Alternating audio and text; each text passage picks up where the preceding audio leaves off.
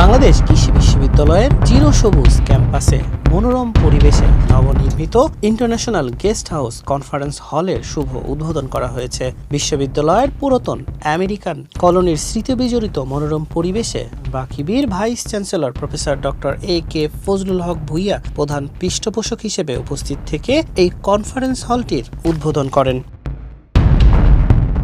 বাংলাদেশ কৃষি বিশ্ববিদ্যালয় রিসার্চ সিস্টেমের পরিচালক প্রফেসর ডক্টর মোহাম্মদ আহমদুর রহমানের সভাপতিত্বে অনুষ্ঠানে শুভেচ্ছা বক্তব্য রাখেন পূবালী ব্যাংকের ময়মনসিংহ আঞ্চলিক প্রধান মোহাম্মদ হুমায়ুন মিয়া।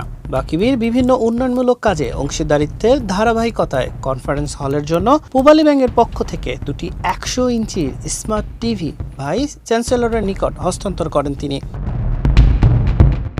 Vice chancellor professor doctor A K Fazlul Haque Pubali bank সহ সহযোগী প্রতিষ্ঠান এবং বাউরেস টিমকে আন্তরিক ধন্যবাদ জানান। তিনি আশা প্রকাশ করেন আন্তর্জাতিক মানের এই কনফারেন্স হলটি বিশ্ববিদ্যালয়ের শিক্ষা ও গবেষণা কার্যক্রমের গতিশীলতা বৃদ্ধিতে এক অনন্য ভূমিকা রাখবে। মানব কণ্ঠ ডেস্ক।